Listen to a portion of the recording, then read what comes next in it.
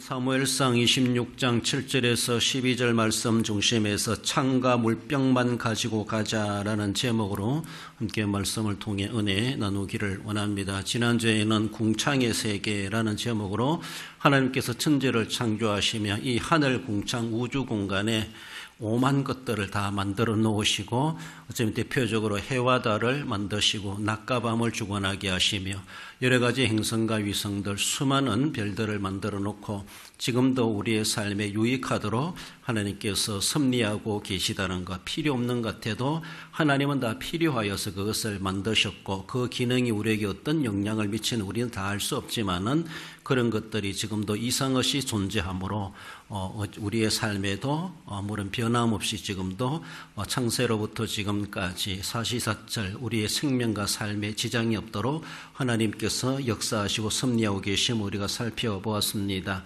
여러분들 다양한 가운데 일치를 이룰 수 있고 오만 가지 다 있지만 불필요한 것이 아니라 그 있는 것을 우리는 왜 있지 존재에 대해서 의문 제기하지 말고 이 세상에 나도 있는데 라고 생각하시며 자기중심적이기보다 다양한 세계 속에 다양한 것을 내다보며 다채로움 속에 하나님의 질서가 있고 분명하게 하나님의 뜻을 이루어 가신다는 것을 늘 기억하며 우리 사람으로 바라볼 때 이 사람 저 사람 이런 색깔 저런 색깔 이런 성향 저런 성향 오만 성향이 다 있고 성격과 개성이 다 다르다 할지라도 우리는 그들 가운데 나도 한 사람이 있다라고 생각하며 다양성, 다양한 사람들을 인정하고 존재 가치를 부여하고 그래서 그들 틈바구니에서 나는 또 어떤 역할을 해가야 되는가 나도 이 우주 공간의 작은 하나의 별과도 같은 존재로서 하나님의 기쁨이 되고 창조 세계의 질서를 따라서 하나님 앞에 영광이 되어지도록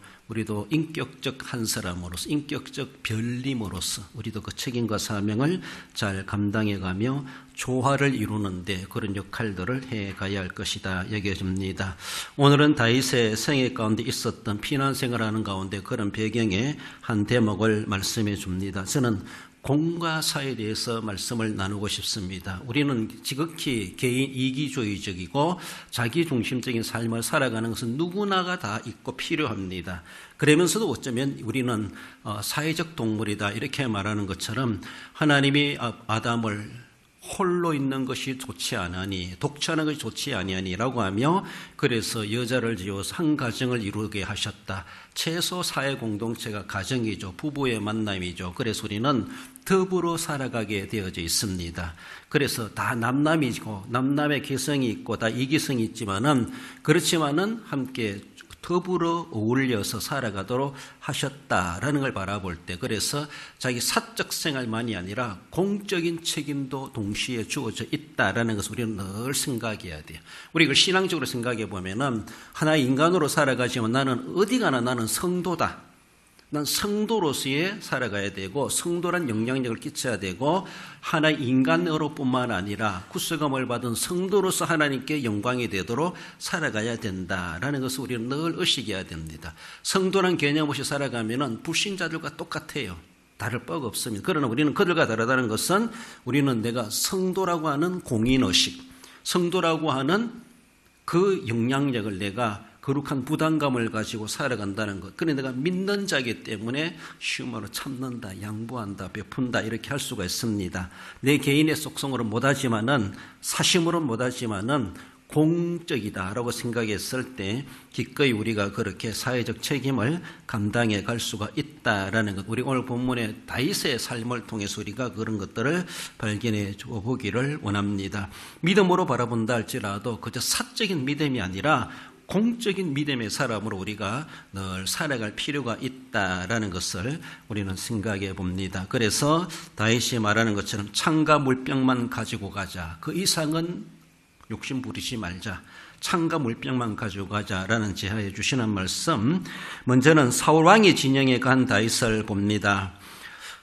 사울이 다윗을 잡으려고 3,000명의 군사를 모아가지고 다윗이 하길라산 즉 10항무지에 숨어있다라는 제보를 받습니다. 그래서 3,000명의 군대를 거느리고 그 광야로 찾으러 가죠.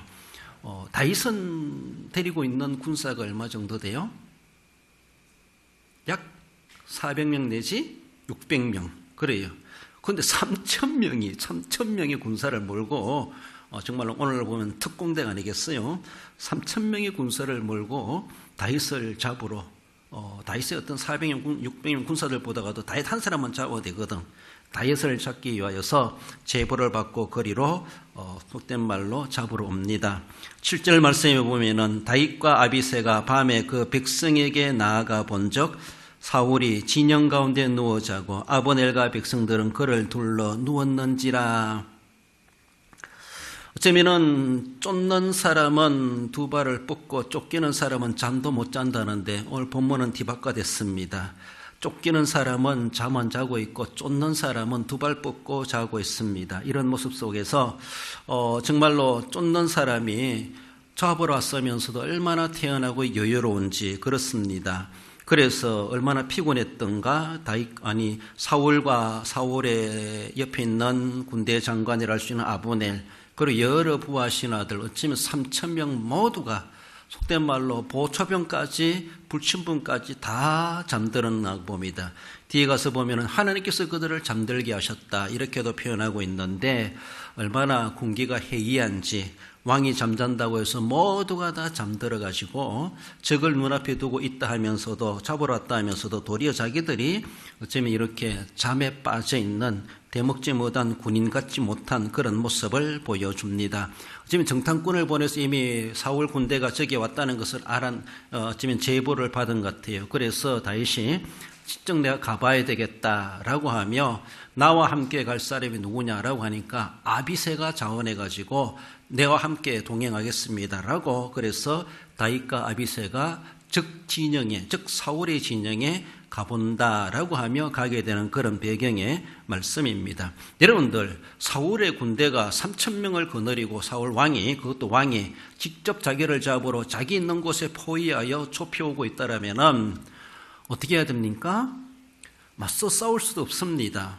그리고 그렇다면은 최상의 방책은 어디로 탈출할 것인가? 탈출 경로를 찾고 빨리 멀리 더 도망가려고 하는 그런 것들이 최상의 방책입니다. 그래서라도 지금까지 다윗이 계속 쫓겨다녔어요. 물론 맞서 싸울 수도 있겠죠. 그러나 맞서 싸우는 것은 동족 간에 피 흘리는 것이기 때문에 다윗의 생애 가운데 동족 간에 피 흘리는 것을 그렇게 싫어한다 그럴까요? 기피한다 그럴까요? 그리고 어쩔 수 없는 싸움이 벌어질 수밖에 없는 상황 가운데서도 하나님은 극적으로 부닥치지 않도록 모면하도록 하나님이 그렇게 섭리해 가는 것을 다윗의 피신 생활을 통해서도 볼 수가 있습니다. 동족입니다. 같이 싸울 대상이 결코 아니에요. 사울의 군대와 다윗의 600명의 군대가 싸울 이유가 뭐 있습니까?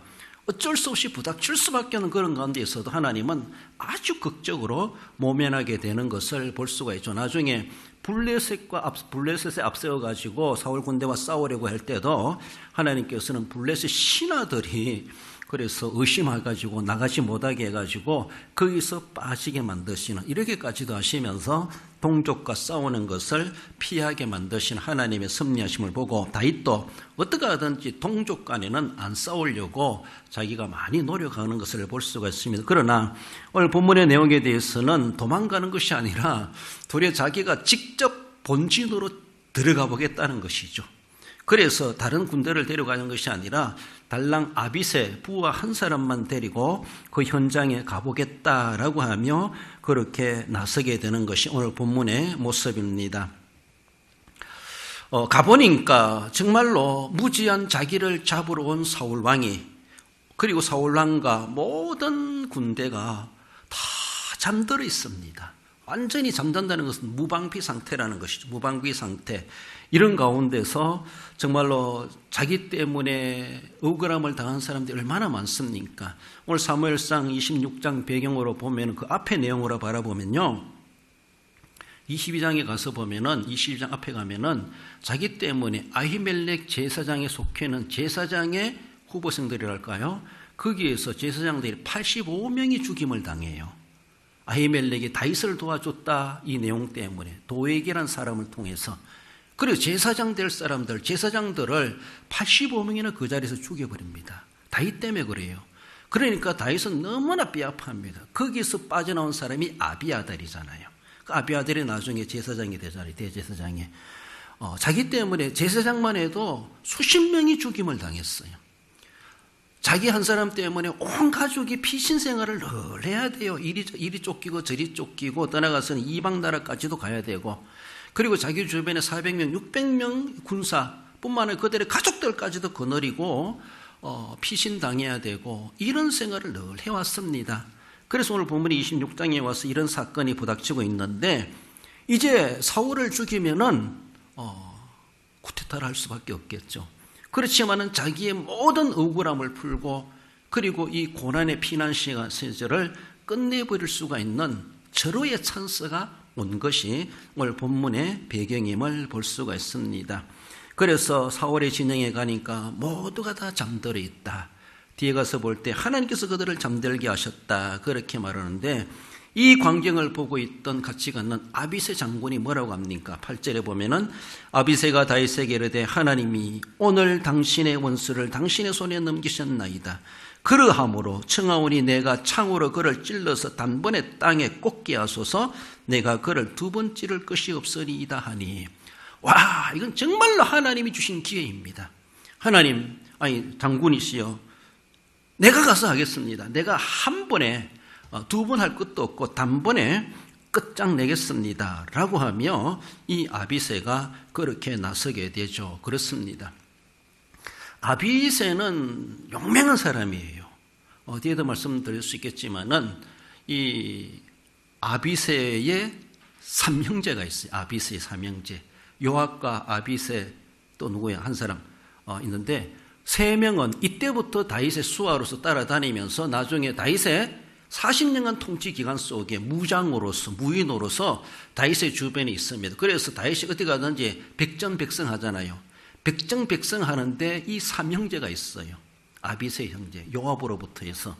지금 요압이 있고 아비새가 있고 있는데, 이 세 사람이 그렇게 했는데 그 중에 한 사람이 아비새입니다. 아비새가 자원해가지고 도망가는 것이 아니라 적진에 함께 가겠다고 하니까 같이 따라온 사람이 이 사람이에요. 장군이라 할 수 있죠. 그래서 아비새가 볼 때에 이건 하나님 주신 기회입니다. 그러면서 두 번 할 것도 없고 한 번에 끝내겠습니다 라고 하며 적진에 가보니까 모두가 다 잠들어 있어요. 적을 물리치고 원수를 갚는 것은 지극히 정당한 행위일 수 있지만은, 그러나 다윗은 아니야, 창과 물병만 가지고 가자.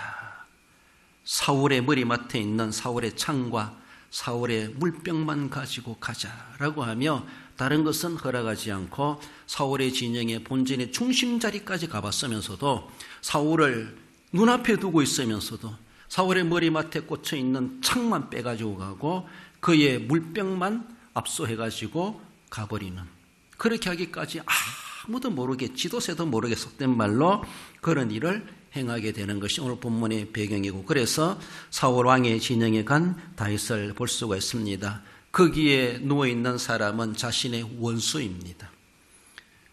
아비새가 볼 때는 원수로 봤어요.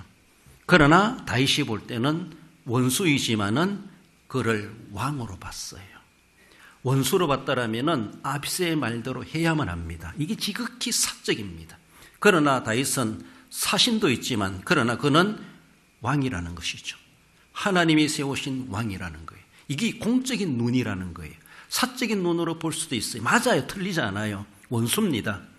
그 때문에 얼마나 고생하고 있고, 그 왕 때문에 얼마나 수십 명의 사람들이 죽임을 당했습니까? 이제 끝낼 수 있어요. 사적으로 보복하는 거 지극히 당연합니다. 그거 행한 대로 갚아주는 거예요. 사적인 눈으로 보면은 아비새의 말이 맞아요. 그러나 다윗은 사심으로 본 것이 아니라 공인으로서의 봤어요. 그는 원수이지만 그는 왕이라는 거예요. 그 왕이란 이름은 하나님이 주신 거예요. 나라가 준 것도 아니에요. 하나님이 기름 부으셔 오셨다는 그 관점, 이게 공인의 눈이에요. 그게 다윗의 믿음은 사적인 믿음으로 대할 수 있지만은 그는 공적인 믿음으로 원수를 왕으로 봤다는 거예요. 아니야. 그래서 창과 물병만 가지고 가자, 그렇게 철수하게 되었다라는 것이죠. 많은 사람들은 자꾸만이 자신의 유익을 생각하고 믿음도 신앙도 직분도 없어 하가 나면 사심, 무조건 사적인 보복, 사적인 은수갚음, 사적으로 해결해야 돼. 하나님도 없는 것이죠.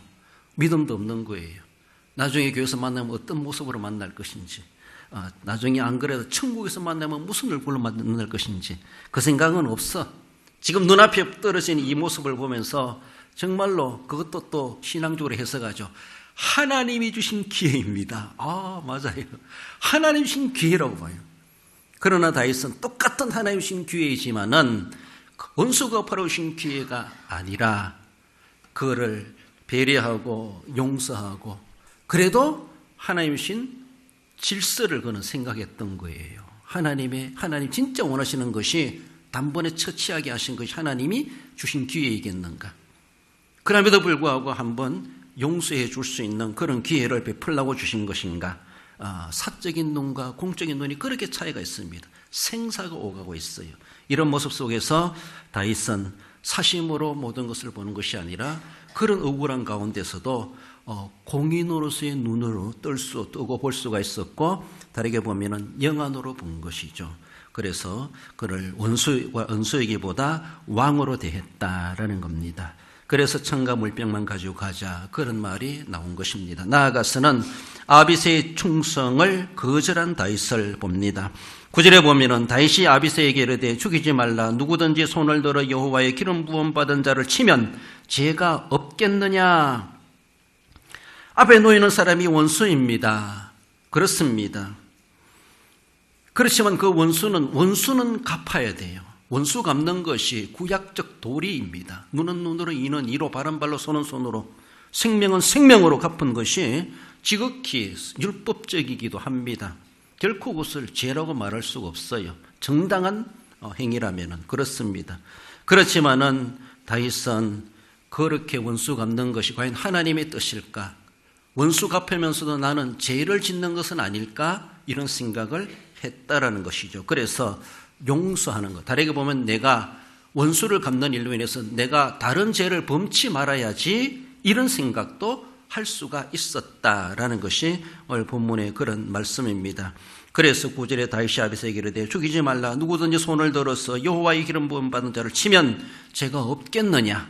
원수는 갚아서 시원하지만은 그러나 나는 하나님이 기름 부음 받을 쳤다라고 하는 그 죄를 동시에 짓고 마는 것이다. 이렇게 다윗은 적용하며 해석했다라는 것이죠. 많은 사람들이 아닙니다. 그렇게 해석할 필요 없습니다. 이것은 원수 갚는 것으로 끝내야 됩니다. 죄 짓는 것이 아닙니다. 막 이렇게 해석하는 사람도 있겠죠. 그러나 다윗은 이렇게까지도 한 걸음 더 내다보면서 원수 갚는 것도 당연히 해야 될 일이지만 그러나 원수 갚으면서 내가 또 다른 죄를 짓는 것은 똑같은 것이 아니냐 이런 모습으로 그렇게 보았던 것이 다윗의 관점이고 이것이 사심이 아니라 공인으로서 보는 그의 마음이었다는 것을 볼 수 있습니다. 적진에 가고자 할 때 자원에서 간 사람이 이 아비새란 사람인데 이 사람은 그의 아버지가 서루야의 아들이다 그렇게 말하죠. 사무엘상 2장 18절에 보면은 그에게는 요압이 있고 동생인가요? 아사헬.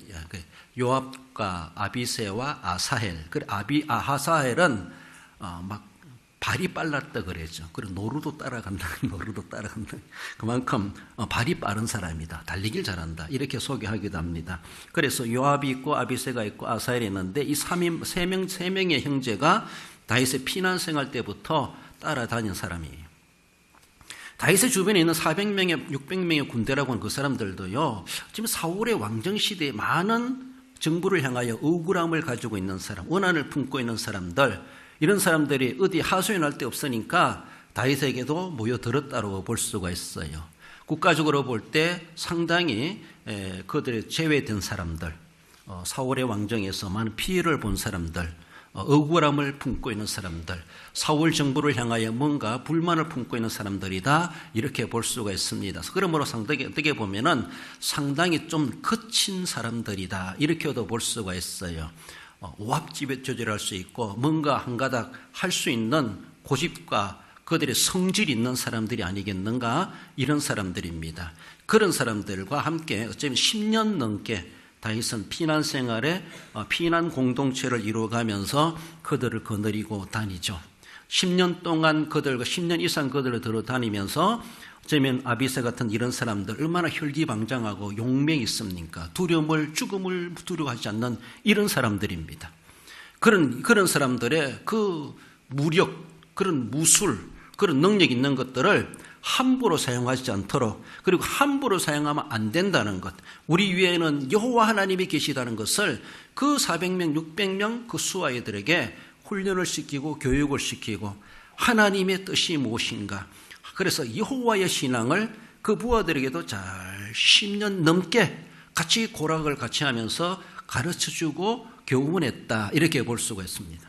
그래서라도 그러니 다윗의 왕국에 발탁돼 가지고 쓰임 받을 수가 있었던 것을 볼 수가 있습니다. 다윗을 통해서 신앙을 배우게 되죠.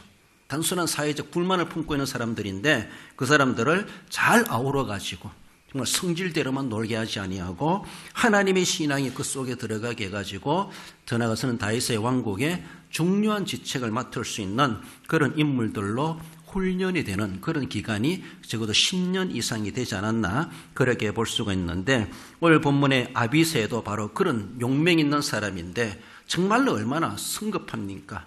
정말로 그런 무인으로서의 행동을 막 과감하게 행할 수 있는 그런 사람들이고, 적진이 가지고 있을 때 자기가 자원해가지고 내가 가겠습니다라고 하며 다윗과 함께 사울의 본진, 진영의 중앙까지 그래서 침투해 올 수 있었던 그런 인물이다라는 겁니다.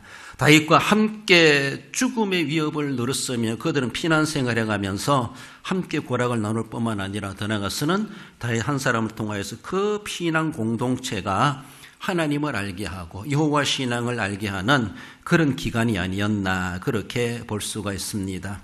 다윗의 백전백성 승리하는 가운데 이 아비새, 이 삼형제가 빠질 수가 없습니다.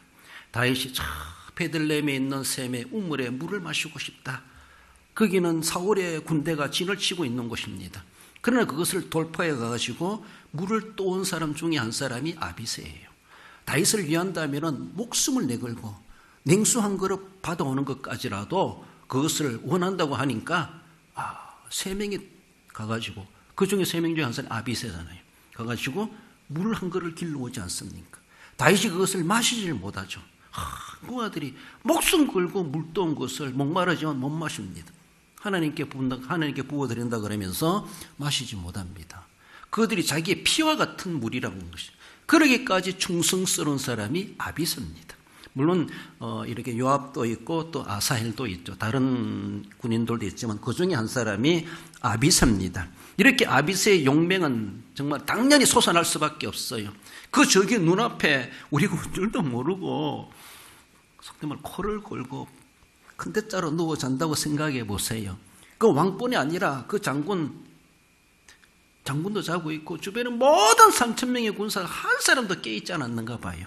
그러니까 하나님께서 잠들게 하셨더라, 이렇게 하고 있는데 그 영적 계시를 받았는지 다윗은 그래서 가보자 했는지 모르지만은 아무튼 다윗이 와가지고 그렇게 하기까지 아무도 눈치 못 채게 이루어졌다라는 것이죠. 이 기회를 정말로 혈기방장한 성급한 무용이 뛰어난 이러한 아비새가 그냥 지나가겠습니까? 단번에 해치우겠다든 하나님이 주신 기회라고 하는 것을 그는 충분히 생각했고, 하나님이 이 기회에 주셨습니다. 이 모든 우리 피난 생활을 종식할 수 있는 기회를 하나님 주셨습니다. 아비새는 그렇게 강조했을 거예요. 다윗을 설득하려고 애를 썼을 것이다, 그렇습니다. 아비새가 보는 하나님이 있고 다윗이 보는 하나님이 있습니다. 아비새가 볼 때는 하나님께서 우리에게 보복의 기회를 주셨습니다. 이 해석이 얼마나 설득력이 좋은지 몰라요. 그러기까지 와도 오는 가운데서도 아무도 몰라. 지금도 몰라. 3,000명이 다 잠들고 있어요. 정말로 하나님이 정말 이렇게 기회를 주셨다고 판을 만들어 놨다고 볼 수가 있어요. 보초병 하나도 눈 뜨고 있는 사람 없어. 소리치는 사람 없고. 그러니까 아비새로 바라볼 때는 당연한 소리 할 수밖에 없어요. 이거는 정말 이런 전쟁에서 이런 일이 있을 수가 없다는 것이죠. 다 잠들고 있고 자기 원수가 눈앞에 온 줄도 모르고 자고 있는 왕이나 아브넬 장군이나 정말 이해할 수 없는 상황이 벌어진 거예요. 이건 진짜 하나님이 만들어 놓은, 하나님이 깔아놓은 판이라는 것이죠. 이거는 다윗에게 하나님이 전무후무한 보복의 기회를 주셨습니다. 아비새의 해석이 틀렸다고 봅니까? 정말로 전쟁에 시달렸던 사람들, 또 아니 그래 피난생활에 시달렸던 사람들, 더욱이 용맹한 아비새가 볼 때는 충분히 그 눈으로 볼 수밖에 없어요. 그게 무인의 눈이에요. 장군의 눈은 그렇게 봐야 됩니다. 원수를 눈앞에 보고 어떻게 그냥 지나갈 수 있습니까? 용서할 땐 이건 용서가 아니라는 것이죠. 싸워서라도 이겨야 되는데 우리 눈앞에 완전히 무장해제해가지고 잠자고 있는 저 모습을 보면서 하나님이 주신 기회라고 어찌 말하지 않겠습니까? 그렇게 볼 수 있습니다. 충분히 그렇게 봅니다. 그러나 다윗은 하나님이 그로 하여금 죽이라고 주신 판 깔아놓은 것이 아니다라는 것이죠. 다윗은 한 걸음 더 나아가 봅니다. 그럼에도 불구하고 하나님이 정하신 원리를 생각하는 거예요. 하나님이 정하신 질서를 생각하는 거예요. 앞에서 말씀드렸지만 그는 내 원수임이 틀림이 없어. 싸워서라도 이겨야 돼. 하지만은 죽일 수 있는, 안 싸우고도 이길 수 있는 기회가 생겼어.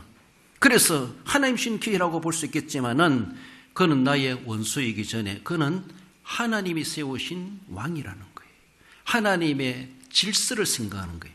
자기의 원수 갚는 것보다 자기의 편리함과 편안함과 자기에게 돌아오는 유익보다 자기가 이제는 나라를 빼앗았다, 내가 쟁취했다, 내가 왕이 된다, 얼마나 충분한 길이 됩니까? 이것을 생각하기보다 어쩌면 아비새는 그까지 안 해도 아무튼 원수를 처리하는 것에 대해서 만족할 만큼 더 나아가서는 자동으로 사울의 왕국이 접수되는 것이죠. 이제는 그렇게 될 수 있는 순간입니다. 얼마든지 확대 해석해 볼 수가 있어요. 그것까지 다윗이 계산이 안 나오겠습니까? 인간적인 사심이 들지 않겠습니까? 충분히 이미 3,000명의 군대가 접수되는 것이고 사울의 왕이 접수되는 것이고 이런 모습 속에서 이미 끝났다라고 볼 수 있지만 그러나 다윗은 그 계산도 자기 한 속에는 어쩌면 사심이 있을 수 있겠지만은 그러나 그는 하나님이 세우신 왕이라는 것, 이것이 뭐 그렇게 대단한지 다윗은 그 턱을 못 넘어요. 그건 하나님이 세우신 왕이다. 그래도 하나님이 세우신 왕이다. 그래도 속된 말로 그가 무슨 짓을 했어도, 그가 제사장 85명을 죽였어도, 그가 나를 죽이려고 쫓아다녀도, 그가 온 교회를 무너뜨리고 성경을 불태우고 기독교인을 학살한다 할지라도 그는 하나님이 세우신 왕이다. 오늘날에는 그렇게 볼 필요 없겠지만은 그 당시는 이스라엘 나라 왕만큼은 블레셋 왕을 가리키는 게 아니에요. 아수르 나라 왕을 가리키는 게 아니에요. 이스라엘 나라 왕만큼은 하나님이 기름 부어 세우신 제사장 선지자나 다를 바가 없는 하나님이 주신 권세자라는 거예요. 그 권세의 시작은 하나님께로부터 왔다는 거예요. 내가 단죄를 지킬 수 있는 권리가 없다는 겁니다. 내가 아무리 힘이 세도 쿠데타해가지고 왕권을 빼앗을 권리가 없고 자유가 없다는 겁니다. 세상 나라는 그렇게 할 수가 있어요. 북이스라엘은 그렇게 해요. 그건 남유다는 그렇게 못해요. 그걸 아는 사람들이. 그래요. 다윗도 더욱 못하죠. 다윗은 충분히 빼앗을 수 있는 기회가 생겼지만은 그는 똑같은 하나님을 생각하면서도 아비새는 보복의 기회를 주신 하나님이십니다. 그러나 다윗은 그래도 하나님의 질서가 아직 나에게 무효화되지 않았다는 것이죠. 그게 아주 유효하다는 겁니다. 하나님이 세우신 질서. 그래요. 자기 개인의 사심의 유익을 생각한다면은 오늘날처럼 탄핵시켜버리고 내가 올라가면 끝난다, 내 세상이 된다, 내 왕국을 만든다, 충분히 가능할 수 있습니다. 인간적인 생각을 한다 할지라도 누가 뭐라도 모든 판이 다 준비되어 있지만은 그러나 다윗은 과연 이것이 하나님의 뜻이겠는가? 그러나 아비새가 말하는 하나님의 뜻, 그게 아니라 자기가 생각하는 것이 진짜 하나님의 더 우선된다는 뜻이라는 것을 그는 그 마음을 가지게 되죠. 그래요. 아비새가 옆에서 얼마나 설득을 한다 할지라도, 가만히 있으려 말한다 할지라도 그럴듯하지만은 그러나 다윗 마음속에 있는 진정한 하나님의 뜻이 무엇인가? 그 뜻을 위하여서 아니다라는 거예요. 그래서 11절에 너는 그의 머리 곁에 있는 창과 물병만 가지고 가자. 아비새가 들을 때 얼마나 바보 같은 소리겠습니까? 우리 대장이 저렇게까지 못하냐? 저렇게 용기가 없나? 저렇게 배짱이 없나? 저렇게 바보스럽나? 내가 저분을 내 대장으로 지금까지 따라다녔나? 막 이렇게까지 들 거예요. 다윗을 향하여 원망스러울 거예요. 좁혀있는 창을 빼면서 빼가지고 확 찢고 싶었을 거예요. 아마 사울 머리를. 그렇지 않습니까? 이리고 뭐가 막 저질고 싶었을 거예요. 그렇지만 아비새는 또 다윗의 명을 어기지를 못하죠. 여러분들, 과연 하나님의 진짜 뜻이 무엇이겠는가? 이것도 좋은 일이고 저것도 좋은 일이겠지만은 진짜 하나님이 원하시는 것이 무엇이겠는가? 그것 때문에 예수님도 십자가를 질 수밖에 없었어요. 그것 때문에 많은 믿음의 선조들은 순교의 제물이 될 수밖에 없었어요. 자기들이 살아나지 길이 없어가지고 다른 거 생각하지 못해가지고 어리숙하고 바보스럽게 그렇게 죽음의 자리를 갔겠습니까? 아니에요. 아무리 그런 게 있다 할지라도 사심보다는 공적인 마음을 가지고 진짜 하나님이 원하시는 것이 무엇이겠는가? 진짜 원하시는 것이 무엇이겠는가? 정말 그것을 제대로 분별할 줄 알았던 그 일촉즉발의 순간에, 뭐라도 일어날 수 있는 그런 순간에 다윗은 정말로 마음이 흔들리지 않게 옆에서 아비새가 그렇게 이야기한다 할지라도 그러지 말고 창과 물병만 가지고 와라, 이렇게까지 할 수밖에 없는 다윗의 그 마음, 아비새의 그 충정마저도 거절해버립니다. 하나님의 질서를 지키기 위해서, 하나님의 말씀을 더 우선시했기 때문에 그 절호의 기회를, 그 충성스러운 신하의 말을 거절해버립니다. 얼마나 아비새도 서운했겠는가. 그러나 하나님을 진노케 할 수가 없었던 다윗이었다라는 것이, 그가 그렇게 이렇게 개인적 사심의 이익을 생각한다면 얼마든지 당당하게 할 수 있어요. 누가 뭐란다 할지라도 누가 뭐랄 사람도 없다고 볼 수가 있어요. 그러나 그는 사심이 아니라 공적인 눈으로 바라볼 수 있었고, 진짜 하나님이 우리 이스라엘을 향하신, 나를 향하신, 우리 사회를 향하신, 내가 무엇을 어떻게 하길 원하시는가를 분명하게, 억울한 것 같고 바보스럽 같아도 하나님 앞에 진짜 바보 같은 행동을 해가는 다윗의 그 모습, 그래서 아비새의 충정마저도 거절했던 다윗, 창과 물병만 가지고 가자라고 할 수가 있었고, 그래서라도 또 고난의 시절이 계속되어지는 것을 볼 수가 있었다. 우리 예수님께서도 아버지의 뜻이 그것이라면은 분명한 뜻을 분별했기 때문에 십자가 지기를 마다하지 아니하시고 우리를 위해서 정말 유일한 구속의 제물이 되시고 우리의 죄값을 다 치를 수가 있었고, 그래서라도 부활의 승리를 이루신 우리 주님심을 봅니다. 나가서 마지막으로 사적 희생으로 공적 의를 세운 다윗을 봅니다. 그렇습니다. 12절에 보면은 다윗이 사울의 머리 곁에서 창과 물병을 가지고 떠나가되 아무도 보거나 눈치채지 못하고 끼어있는 사람도 없었으니. 사회적 희생이 뭡니까? 사회적 희생은 다윗의 희생입니다. 공적 의라고 하는 것은 하나님의 의라고 볼 수가 있어요. 사회적으로 다윗이 희생당해야 돼. 자기가 희생당함으로 인하여서 공적인 하나님의 의가 세워지게 되었다라는 것이죠. 자신의 사적인 희생이 아니라 사적인 이익을 챙겼다면은 하나님의 공적인 의가 망가졌을 거예요. 그러나 다윗은 자신이 희생함으로 말미암아 하나님의 의가 세워진다라면은 자기는 몇 번이라도 몇 년이라도 고난당하고 피난 생활해도 상관없다. 죽음의 위협이 다가온다 할지라도 상관없다. 어쩌면 사도 바울이 나로 인하여서 그리스도가 존귀케 되기를 원한다. 사나 죽으나. 이스라엘 나라의 법에 의가 세워지고 질서가 세워지고 이스라엘이라고 하는 존재 가치가 바로 공적인 의라고 볼 수가 있습니다. 그렇습니다. 사회적인 희생과 사적인 희생과 공적인 의는 하나라고 볼 수가 있어요.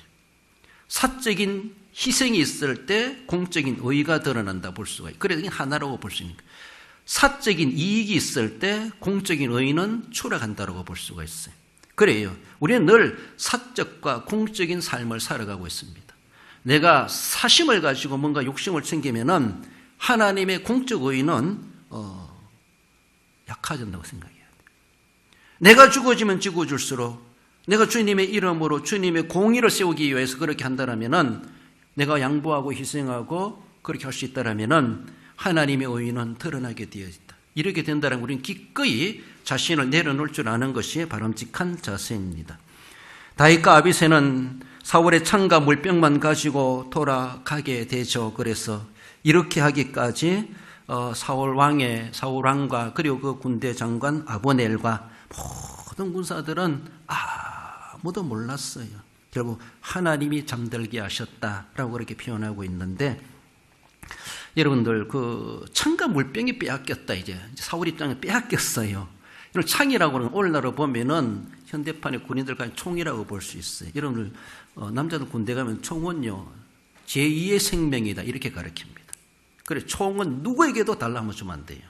총을 달라 해도. 그래서 총을 상관이 달라 해도 주면 안 돼요. 보초 서다가 제2의 생명이. 그래서 총 좀 보자 하면은 정말로 상관이 안 줄 수 없으니까 그럼 제가 멜빵을 잡고 있겠습니다. 이렇게 하면서 건네주는. 멜빵이라도 잡고 있어야 돼.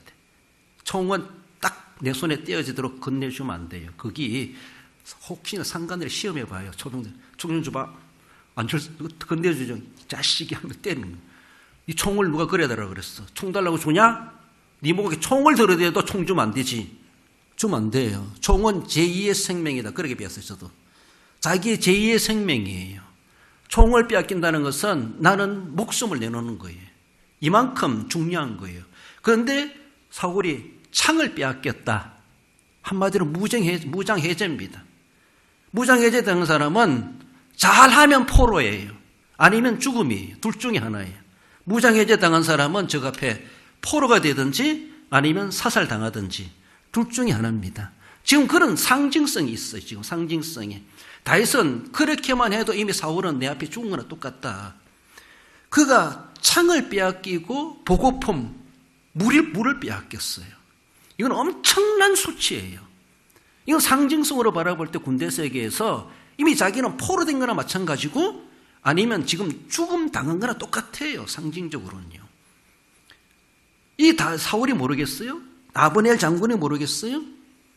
어쩌면은 당장 죽이지 못한 것이 아비새로 볼 때는 참 억울하고 생각할지 모르지만 그러나 다윗은 그래서 창과 물병만 빼앗아온다 할지라도 마음이 괴로웠을지 몰라요. 그는 이미 생명이 내 손에 들어왔다. 이것을 표시하는 거예요. 이미 죽은 거나 마찬가지예요. 그래서 실제 생명과 사실은 실제 생명과 바꿀 수가 없는 것이죠. 너 총 안 주면 죽여, 진짜 죽어 하면은 총이라도 내줘야 되죠. 제2의 생명이라도 제1의 생명은 있으니까 할 수 있겠지만은 그러나 총 빼앗겠다는 그 자체가 이미 자기의 목숨을 내놓은 거나 똑같아요. 이런 의미를 가지고 있습니다. 공적인 의의를 세우기 위해서 다윗은 사적인 욕심을 내려놓았다는 것입니다. 공적인 의의가 무엇인가 좀 더 생각해 보면은 하나님의 뜻이라고 볼 수가 있어요. 우리로 보면 하나님의 뜻이 무엇인가? 절대 진리입니다. 구원의 진리. 오직 예수님 외에는 없습니다. 길이요 진리요 생명이요 부활이요 영생은 오직 예수님의 이름. 예수님밖에 없다는 것.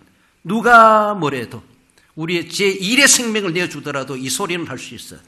죽어가면서라도. 절대 진리입니다. 이 공적인 의의를 다윗은 세우는 거예요. 세우는 거예요. 자신의 사적인 것을 내어주면서 복음을 위해서 받은 사명을 위해서 더 나아가서는 그는 왕이고 나는 그의 신하라는 거예요. 신분의식이 있어요. 이건 하나님이 정하신 신분이에요. 그 왕에 대해서는 세상 왕은 몰라도 이스라엘 왕은 절대 왕이에요. 하나님이 즉위시키시든지 끝장내게 하시든지 하나님께 달려있어요. 그래 아무나 할 수가 없어요. 그건요.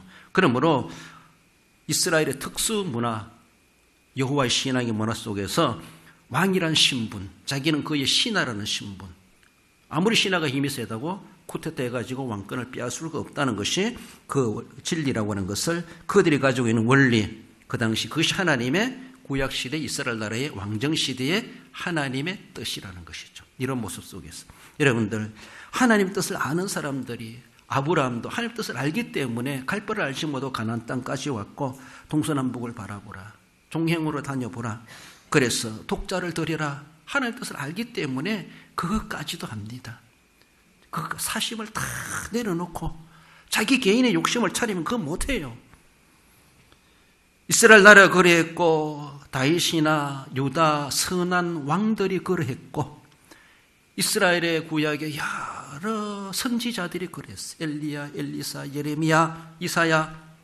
핍박과 고난과 박대를 당해 가면서도 그들은 하나님의 절대 진리를 선포했고 죄를 지적했고 해결을 촉구했고 세례요한도 그랬고 예수님도 그랬기 때문에 십자가를 지실 수밖에 없었고 예수님의 제자들, 사도들, 사도 바울을 비롯한 오늘 이리까지 모든 기독교 역사의 순교자들, 오늘도 산 순교자들, 오늘도 그 절대 진리를 지켜가며 사수하며 믿음을 지켜가는 저와 여러분들 중이기도 하다라고 볼 수가 있죠. 하나님의 뜻은 그렇습니다. 그 뜻을 이루기 위해서 자신을 희생케 하고 자신을 내려놓고 절호의 인간적 기회가 있고 로또된 복권되는 것처럼 행운이 돌았음에도 불구하고 하나님의 뜻을 이루기 위해서는 그 엄청난 기회를 다 내려놓는 이런 용기 얼마나 귀한지 몰라요. 절대 진리는 그만한 가치가 있다는 것이죠. 하나님의 뜻은 그만큼 우리가 그렇게까지 희생할 만큼 귀중하다는 겁니다. 그 뜻을 다윗은 알았던 사람이고 아비새도 정말로 함께 가가지고 자기 장군한테 대장한테 불만도 있겠지만은 당신이 섬기는 여호와는 어떤 분이신데 그렇게까지 합니까? 여러 번 경험하면서 아비새도 다윗의 신앙을 계속 본받아 가지 않았겠는가? 그렇습니다. 나아가서는 공적인 의라고 하는 것은 하나님의 은혜라는 것이죠. 하나님 우리에게 베푸신 은혜는 정말 두루뭉실하고 추상적인 것 같지만은 우리는 다 하나님의 공적인 은혜를 입은 사람들입니다. 그래, 공적인 그 은혜를 입은 사람으로서 그 은혜를 알고 은혜에 대해서 우리는 은혜의 반응을 보일 줄 알아야 돼요.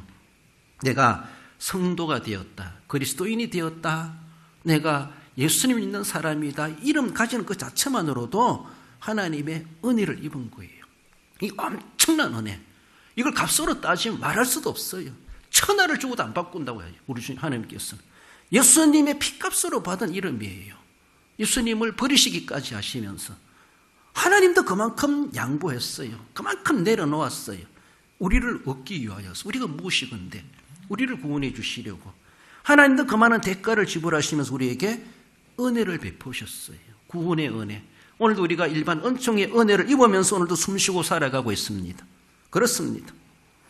그럼 우리가 내가 그리스도인의 신분을 가지고 있다고 하는 것, 그리고 내가 너희를 사랑한 것처럼 너희도 서로 사랑하라. 사랑을, 은혜를 아는 사람은, 그 은혜의 비밀을 아는 사람은 사랑할 수밖에 없고 사랑해야 되고, 주님께서 그렇게 섬겼으니 너희들도 그렇게 섬기라고 본을 보였노라 말씀하시는 것처럼, 제자들의 발을 시키는 것처럼, 그래서 봉사하고 섬기고, 그리고 우리도 나아가서 세상 사람들에게, 세상 사람 앞에 본을 보이는 삶을 살아가는 것이 하나님의 공적 은혜를 받은 자로서 공적인 의를 세워가는 삶이다. 이렇게 볼 수가 있습니다. 세상 나가서도 내 계산 다 따지고 내 욕심 다 따지고 타산 따지고 믿음은 한 개도 없고 거기에는 그래서 어디가 다 손해보고 당하기만 해라 그런 것이 아니라 어디 가든지 우리는 나는 그래도 그리스도인인데 나는 값없이 엄청난 은혜를 입은 사람인데 이런 생각을 한 번쯤은 해보라는 것이죠. 한 번쯤은 해보라는 것이죠. 40만을 생각하지 말고 내가 그렇게 그리스도인으로 은혜 받는 거 생각할 때 이 사적인 손해보는 거, 이 정도는 내가 못하겠나? 그 정도도 안 되는가? 우리 스스로를 그릇을 한번 청량해 봐야 할 것입니다. 마태복음 6장 33절에 보면 너희는 먼저 그의 나라와 그의 의를 구하라. 그리하면 이 모든 것을 너희에게 더하시리라. 그의 의를 구하라. 그의 의를 구하라. 다윗은 그의 의를 먼저 구하기 때문에 그 다음 것은 포기했어요. 그러니까 하나님께서 이 모든 것을 더해 주지 않습니까? 다윗 같은 인물이 어디 있습니까? 정치 세계 속에서 다윗 같은 인물이 어디 있습니까? 그렇게 하나님께서 쓰시고 다윗의 왕국을 그리스도의 예표되는 왕국으로 상징적으로 삼아주지 않습니까? 다윗이 하나님을 그렇게 생각하니까 하나님도 다윗을 모든 부분에 대해서 생각하지 않을 수가 없어요. 그 자손들이 죄를 지어도 다윗을 생각하사 많이 봐줍니다. 그 후손들에게 많이 봐줍니다. 정말로 본인의 죄를 보면 당장 끝내고 싶지만은 다윗을 생각하사, 그래 다윗의 길을 쫓았느냐 안 쫓았느냐 이렇게까지도 평가하는 것을 볼 수가 있죠. 그렇습니다. 이런 다윗을 최고의 통치자로 하나님이 쓰셨다는 것을 생각할 때 정말로 하나님의 의가 무엇이건데 사심을 내려놓고 공적 의를 세운 다윗을 하나님은 이렇게까지도 세워주시는구나, 쓰시는구나. 그저 다윗의 그 이름이, 그 영웅이 값없이 된 것이 결코 아니라는 거예요. 그렇습니다. 우리 삶에 있어가지고 덕을 세우고 향기를 바라는 삶이 돼야 되고 빛과 소금이 되라 말씀하시는 것은 나는 어느 때 빛이 되고 소금이 되어야 될 것인가. 자신을 불태우고 자신을 녹였을 때 짠맛을 내게 될 수가 있습니다. 인정받고 사랑받고 칭찬받고 존경받는 성도들이 되게 해주옵소서. 우리 성도들 늘 기도합니다. 육신의 건강 주시옵소서. 사지백조 오정육보 이목구비 앞뒤 좌우 상하 다 살펴주시고 스캔해 주시고 엑스레이 찍어주시고 MRI 찍어주셔서 잘못된 거 다 해결해 주시고 욕심도 많죠. 육신의 건강 주시고 영혼의 건강 주시옵소서. 정신이 맑게 하시고 마음이 평안하게 하시고 심리적 안정되게 하시고 큰 믿음, 좋은 믿음, 많은 믿음, 강한 믿음 주시옵소서.